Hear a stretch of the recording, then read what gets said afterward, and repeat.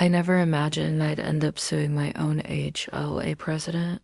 But when she bulldozed my beloved garden without permission, I knew she had gone too far. What she thought would be a show of power became her greatest mistake.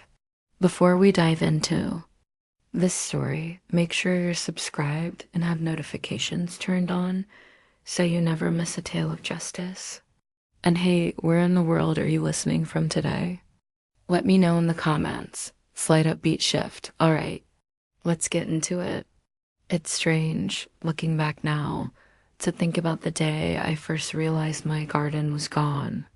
For years, I had poured my heart into that little patch of earth dotted. It wasn't just a hobby, it was my retreat, my therapy, my connection to my late mother. The roses bloomed every spring in shades of red and pink, the same varieties my mother once tended before she passed away. I still remember being a little girl, watching her prune them in the golden afternoon light. When I planted mine, I thought of it as keeping her spirit alive. And it wasn't just roses. There were fruit trees, apple, peach, and a stubborn little lemon tree I had nursed through several winters. There were herbs along the edges, lavender and mint that perfumed the air.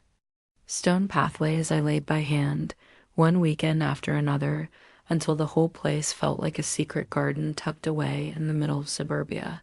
Neighbors often told me how much joy my garden brought them. Kids loved to pick peaches in the summer. An older neighbor said the sight of flowers brightened their walks. It wasn't just my garden, it was part of the community. Slight pause, dramatic drop, and then, one day, it was all gone. I came home from work one Tuesday evening. The air didn't smell right, not the sweetness of flowers or citrus from my lemon tree, but dust. I stopped in my tracks, heart pounding. I walked faster. Then I ran dot, and when I turned the corner into my backyard, I froze dot. Everything was gone, flattened, bulldozed. Where my sanctuary once stood was nothing but dirt. The stone paths I laid by hand, gone. The rose bushes, ripped out, their roots sticking out of the soil like broken bones. Even my lemon tree twisted on its side, its roots dangling like veins, and standing there was her, the HOO president. Let's call her Karen, she was.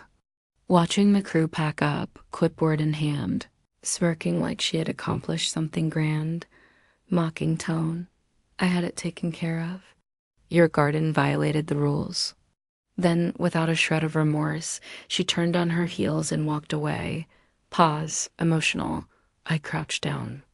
I ran my fingers through the broken roots of my roses. The scent of dust and destruction filled my lungs. My throat tightened. I wanted to scream, but instead, I went silent, because in that silence, something hardened inside me. Now, to understand why Karen did this, you need to know who she was. Karen wasn't just strict. She was power hungry. She nitpicked everything: curtains, lawn height, the color of your door. She once fined my neighbor because his son left a basketball hoop at the curb overnight. She lived for control. And she thrived on fear. Most neighbors just paid the fines or quietly complied. Nobody wanted to fight her. But me? I guess my garden was too visible. Too different. To Karen, it wasn't beauty, it was rebellion. And rebellion had to be crushed. If destroying my garden wasn't enough, Karen escalated. Days later, violation notices began appearing in my mailbox. Unapproved landscaping, neglect of property, failure to comply with HOA rules. Fines stacked up: $50, then $100, then more. All for the yard she had destroyed. I confronted her once, standing outside the HOA office. Firm tone, quoting, "Karen, you had no right to tear down my garden." Mocking reply, "Actually, I did. And if you don't like it, maybe you should move." Her words burned into me. And then came the final straw. A foreclosure notice. Karen was threatening to take my home. All because I refused to bow to her control. That night, I sat at my kitchen table. Around me were the remnants of my garden photographs, a few salvaged potted plants, receipts for every tree and shrub I had bought, and next to them, the thick binder of HOA bylaws. I read every page, every line, and then I found it, a clause, buried in the middle.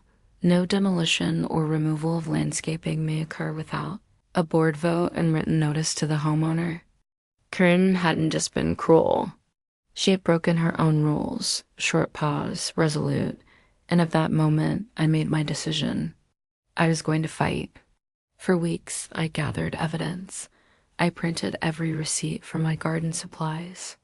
I collected photos before and after. I spoke to neighbors who had seen the crew that day. One neighbor even recalled Corinne bragging about getting rid of that jungle once and for all. Every piece of evidence went into my binder, and when it was full heavy with proof, I filed the lawsuit. Short pause, strong. Corinne had no idea what was coming. The first hearing arrived. I walked into the courtroom, nervous but prepared. Corinne strolled in late, wearing an expensive suit, her chin high. She smirked at me like the whole thing was a waste of her time, but when the judge opened my binder, her smile cracked. Photos, receipts, witness statements. The bylaw clause highlighted in yellow. The judge turned to her, firm as judge. Did you receive authorization from the board? Corinne stammered. Well, it was for the good of the community. But every excuse fell apart. The judge was relentless. And for the first time since I had known her, Corinne looked small. At the final hearing, the judge's words rang clear. This is one of the clearest cases of abuse of authority I've seen. Corinne's face flushed crimson. She tried to argue. She even blamed the landscaping crew. But the gavel came down. She was ordered to pay damages enough to rebuild my garden twice over. She had to cover my legal fees. And the board was urged to investigate her conduct. Slight pause later. Her reign was officially over. The aftermath was delicious. Corinne was forced to resign. Neighbors who once feared her finally spoke out. Stories poured out about her bullying, her fines, her intimidation tactics. The board, embarrassed by her actions, quickly voted to strip her of all authority. Her reputation was in tatters. And my garden, I rebuilt it, bigger, brighter, stronger. This time I added more roses, a new lemon tree, even a fountain at the center that sparkled in the sun every morning. I sit by that fountain, sipping coffee, listening to the sound of water. It reminds me of resilience, of standing tall, even when someone tries to tear you down. Neighbors stop by often. Kids laugh and play in the yard. My garden is alive again, maybe more than it ever was before. And Corinne, she disappeared. Her house went up for sale. She left without saying a word. Looking back, I realized Corinne's cruelty forced me into a choice: give up or fight. And by fighting, I didn't just win my garden back. I reminded everyone in my neighborhood that no one, not even a president, was above the rules. Pause. Emphatic. Sometimes justice doesn't come easy, but when it finally arrives, it's sweeter than you can ever imagine.